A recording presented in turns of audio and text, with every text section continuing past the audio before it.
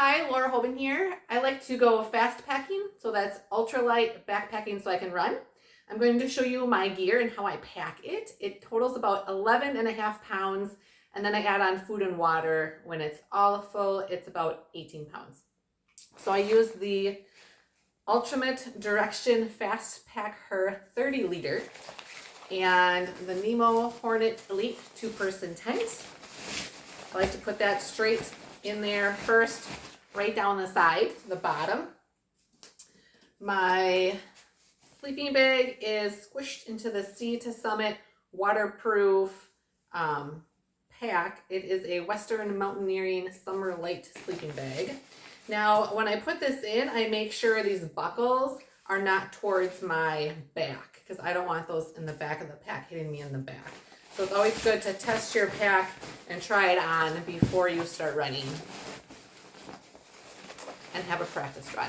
I have gone fast packing 1, 2, 3, 4, 5 times now, mostly solo. I found a friend once and she came with. I also use a Tyvek mat underneath my tent just to protect it. And I found when I put this against the very back, it was a little hard on my spine and I got a bruise. So I just like to kind of shove it right in the front of my tent right here.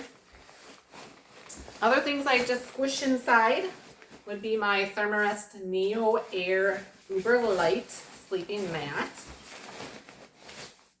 My Sea to Summit Arrows Pillow Ultralight Regular. You could just use your clothes bag as a pillow.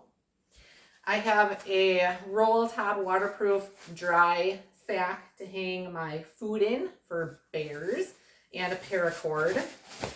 So none of this stuff I'll need during the day when I'm running. So all of this can just go wherever and deep down in here. So I just kind of shove it all in. And then other things I can pack right away.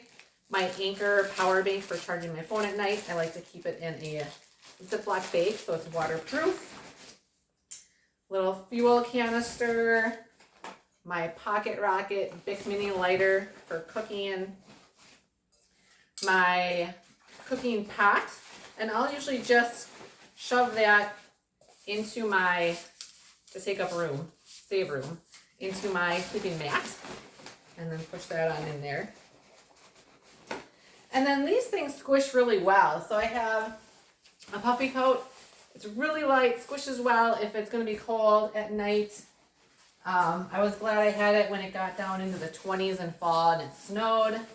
I needed everything. And my clothes for changing into at night for sleeping, I like to change when I get to camp.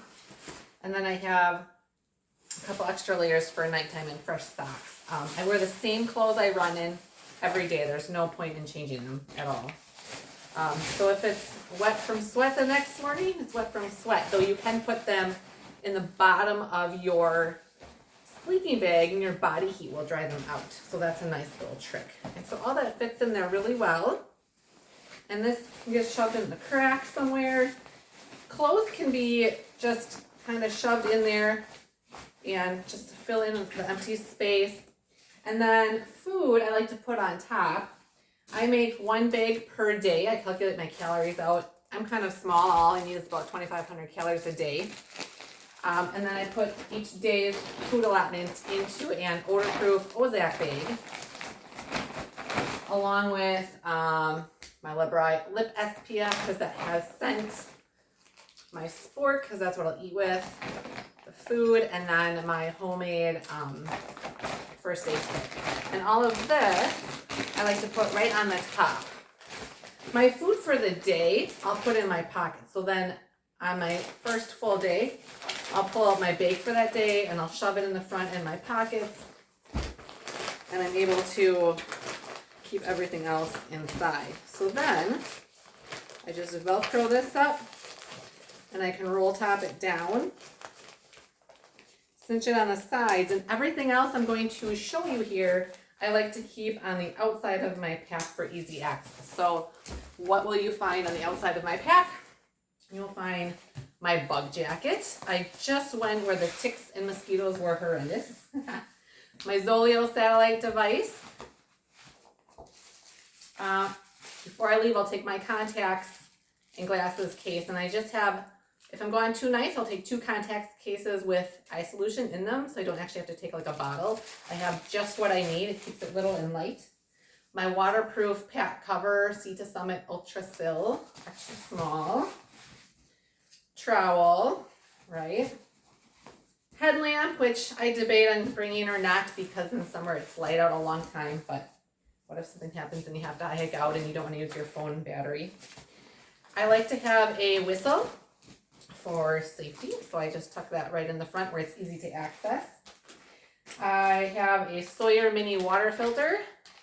Had to duct tape it up a little bit, and I like to put that for easy access right on the side. And I have 2 20-ounce Nathan soft squeeze water bottles, so I'll fill these up, and I keep a full one in the front because when I'm running I can just lean over and I can sip right out of it. I never have to take it out or turn it over. And then I keep my next full one on the side, so when that runs out I can just change it. And then when I filter water, I usually leave water in this filter, so I actually have 3 things full, and so this one's ready to filter too. Just for backup, I do have iodine tablets for water in case my filter would break. And then, of course, on the outside, I want to have my rain gear because I have run before into a storm and you're going to get wet. It was easy to just pull up my rain gear.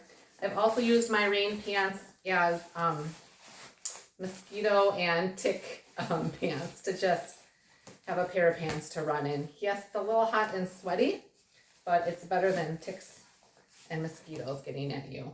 And then I really like the black diamond distance Z poles. I did not use poles when I started Fastpacking, and I have found now that I started using poles, it's very helpful for the uphill because you have that extra power. And so that's all I have. And then I'm ready to go. So excited. See? There it is. You have everything you need. And then just feel your pack in the back. Make sure it feels comfortable for you. And you are good to go. I'm a spreadsheet girl. Get it all worked out.